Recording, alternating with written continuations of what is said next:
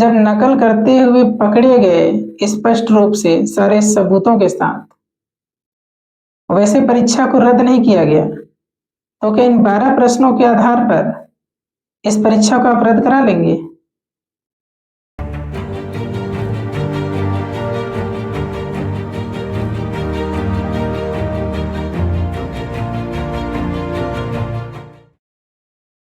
नमस्कार, मैं विनोद कुमार प्रजापति और आप देख रहे हैं the fourth pillar news last hope.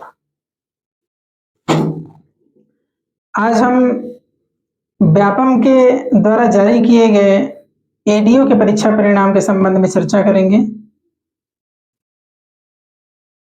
और जानेंगे कि विरोध क्यों हो रहा है, विरोध का कारण क्या है। तो सबसे पहला प्रश्न ये है कि व्यापम ने अपने 100 प्रश्नों में से 12 प्रश्न विलोपित कर दिए, जिससे परीक्षार्थियों का जो परिणाम था, परीक्षा का परिणाम, उसमें विसंगतियां उत्पन्न हो गई। व्यापम पर आरोप ये है कि क्या उसके पास विशेषज्ञ नहीं है, और अगर विषय विशेषज्ञ हैं तो कैसे विषय विशेषज्ञ हैं जो सही ढंग से, सही तरीके से सही 100 प्रश्नों का भी चयन नहीं कर पाते,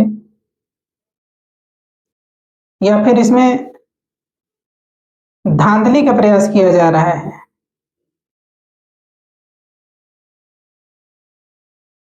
रसूखदारों को नोट के बदले नौकरी का लाभ पहुंचाने का प्रयास किया जा रहा होगा। युवा लंबे समय से आंदोलनरत रहे हैं, कभी एसआई भर्ती और उसके परीक्षा और उसके परिणाम को लेकर और नियुक्ति को लेकर, कहीं शिक्षक भर्ती की मांग करने वाले डीएड बीएड संघ के और जो डीएड बीएड डिग्री डिप्लोमाधारी हैं उनके द्वारा लंबे अरसे से आंदोलन किया जा रहा है, शिक्षक भर्ती की मांग की जा रही है और उनको छत्तीसगढ़ की सरकार और छत्तीसगढ़ का जो पुलिस प्रशासन है उसके द्वारा घसीटा गया, घसीट घसीट कर मारा गया, थानों में भरा गया, गाड़ियों में भरा गया, किसी सामान की तरह, रद्दी सामान की तरह ठूस ठूस कर भरा गया। रोते भी लगते नजर आए, सांकेतिक रूप से भीख मांगते नजर आए। और पिछले दिनों तो ये भी देखा गया कि पीएचई का जो जूनियर इंजीनियर का एग्जाम था, पीएचई का जो जूनियर इंजीनियर का एग्जाम था, उसमें हाईटेक नकल का मामला देखा गया। जसपुर से आई 2 लड़कियां बिलासपुर के एक परीक्षा केंद्र में नकल करते कराते पाए गए।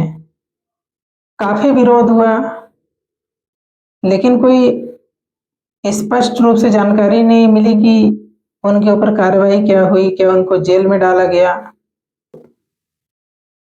जब जूनियर इंजीनियर के एग्जाम को रद्द नहीं किया गया,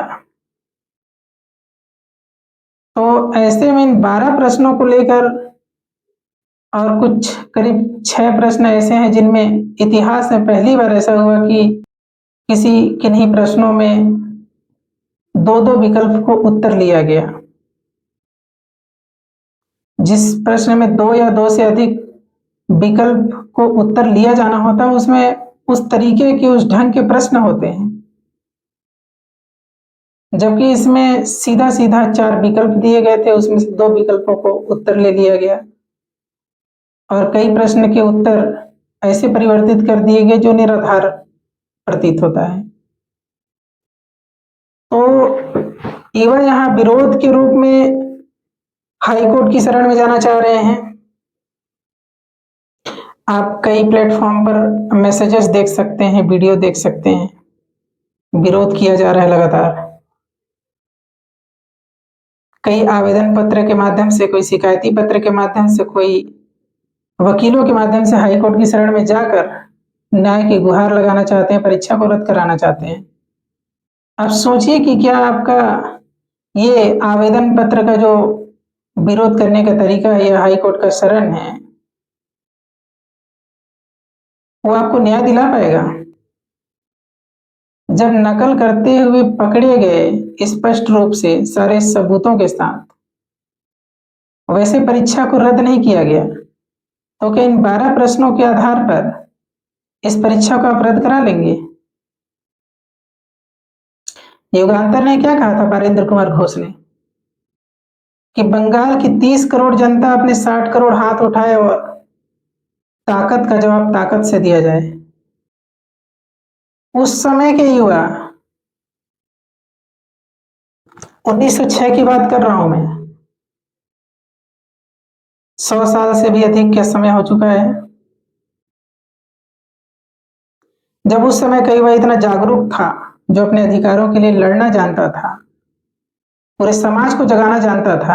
आज के युवा इतना भयभीत क्यों है?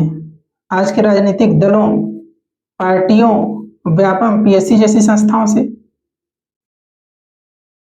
ये तो अंग्रेजों से भी ज्यादा दुष्ट हैं और इनसे आप डर रहे हैं। आप अनुनय विनय कर रहे हैं, पत्र लिख रहे हैं, आवेदन कर रहे हैं। आवेदन यानी कि आप याचिका कर रहे हैं कि हमको नौकरी दे दो, भीख मांग रहे हो।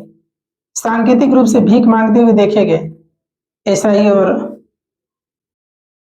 शिक्षक भर्ती वाले अभ्यर्थी या मांग करने वाले युवक। क्या है ये? अपने अधिकारों को छीनना सीखिए। हमने इनको सरकार में काबिज किया है, बैठाया है, ये हमारे सेवक हैं, हमारे नौकर हैं, इनको इनकी औकात दिलानी पड़ेगी याद। क्यों आप भीख मांग रहे हैं?